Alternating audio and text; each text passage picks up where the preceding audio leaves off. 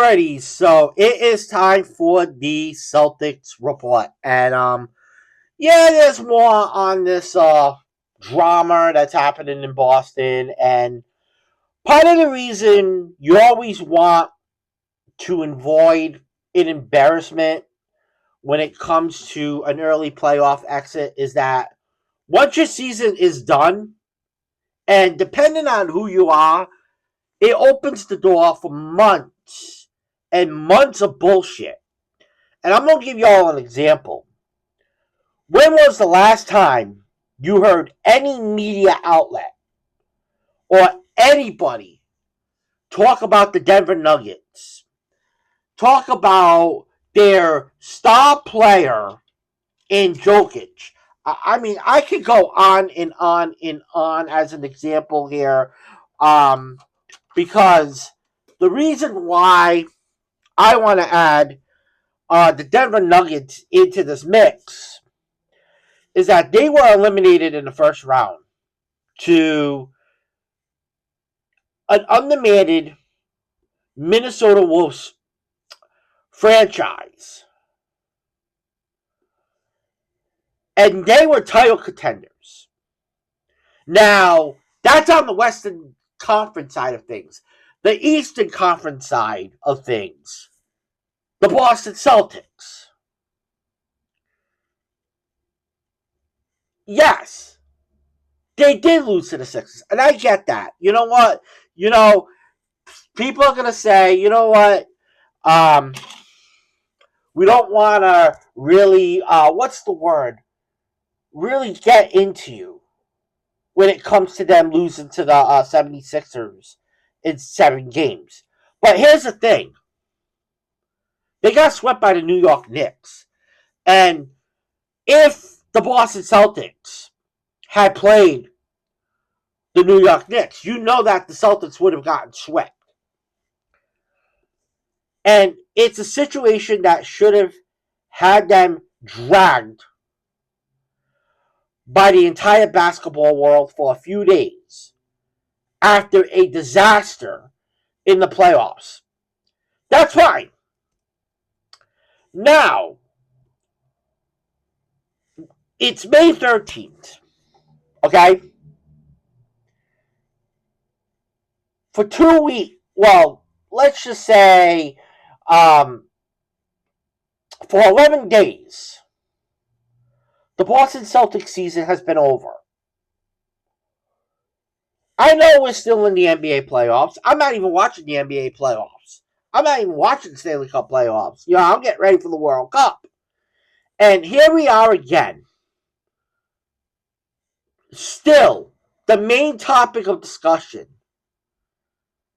And you're rehashing the same shit we had to deal with all the way back in 2019. Jayson Tatum versus Jaylen Brown. It's the same old story. Tatum and Brown supposedly can't coexist. There's supposed to be beef between the two. Blah, blah, blah, blue, blue, blue. I don't care. It's nothing we haven't lived through before. Only now, it's even more embarrassing given everything that we've witnessed when it comes to the Jays' career. But what do we know? Tatum, Brown, and the Boston Celtics moved the needle. It's why you're hearing about them every day, and you're not hearing anything about the Denver Nuggets. It's fake news ESPN all over again. I said this in my last video, and I'm going to say it again. ESPN is a disgrace. It is a disgrace. And what's the latest bullshit? Because you had an innocent interview where Tatum talked about what goals he's still chasing. I'll play the clip for you. Clip 1. 2 questions for the road. What's one moment that Jayson Tatum's still chasing? I would say winning another championship and holding up Finals MVP. Can you do it in Boston? Absolutely, and especially after what I've been through, it would mean that much. Yeah. That's what I wanted to play. The 21-second clip. And that is from a guy who has accomplished a whole lot so far in his career. Isn't even all that controversial. And it's led to more bullshit from the fake news ESPN. So I'm going to play the second clip here for you guys. It is still a fascinating thing for him to say, because it is not usually what you hear NBA players say they're looking for. I have no problem with Jayson Tatum talking about what some of his individual accomplishments that he wants to attain are. But I then will often say, Greeny, that when you ask a player, hey, what are your goals? As a leader, you always say, we want to win championships. Mm-hmm. I want to win 3, I want to win 4. You probably don't say 6 or 7 like LeBron, but you say, like, I want to win championships. And when you start hearing about the individuality of it, and then you see that combined with things that have led over time with Jaylen Brown, you start wondering, like, that's it. It's naturally awkward between those two. Now, can they coexist? Potentially, if they have strong leadership. But as we were talking about sometimes, PJ, a lot of times organizations are the ones that pit the best players against each other. What does that mean? 100%. It's the most subtle little things that you would never think about. Almost childish even sometimes. Like? There are things like being late to a plane, getting a meal first, getting cookies on the plane. Like, it's the dumbest. They treat it's a lot of dumb certain way. And, on some organizations, they just flat out say it. This is the number one guy. Everybody else fall in line. This is what it is. Okay, because that was going to be my question to you. I'm old enough that I remember when Moses Malone came to Philadelphia, and he was the MVP of the league, and he was the best player. And he came in the first day. I remember him saying, this is Doc's team. He gave respect to Julius Erving. This is Julius Erving's team, and they were able to coexist and win. How real a thing is that? We will say, this is so-and-so's team. This is so-and-so's team. Internally, is that really a thing, whose team it is? It is and it isn't. And I say that because when you have stars switch teams and you get in different age brackets where you go into a younger stars team, I think that's respectful, and it kind of cleans the air for everybody to not have to kind of be on pins and needles and be able to play and not have to worry about who to give the ball to and what have you. But at the same time, I feel like it's up to the players to decide that. I don't think organizations should say, hey, here's the man. No, it's like, we're going to play, we're going to go to camp. The guys are going to be the guys. Everybody else is going to fill in their spots. Everybody knows their role. They know what they're supposed to do. It's business as usual. I don't think organizations have to kind of like dictate and point who's who and who. It takes care of itself. Yeah, that's fake news ESPN for you guys. But that's what they want to do. That's what the fake news wants to do.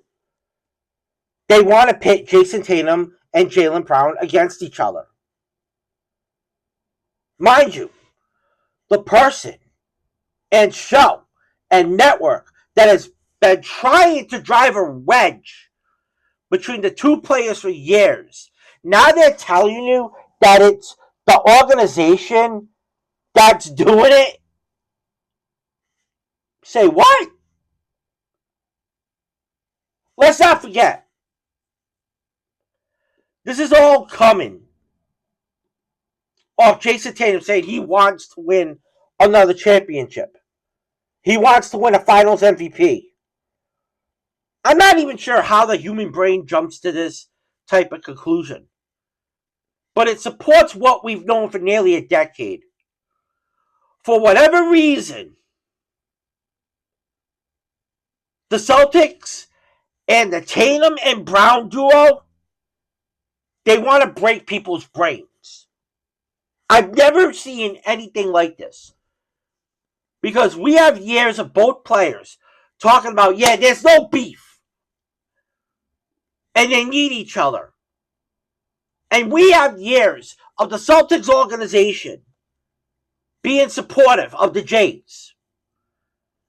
We have years of evidence that the duo has found a way to succeed together at a level few duos have ever accomplished in the history of the NBA.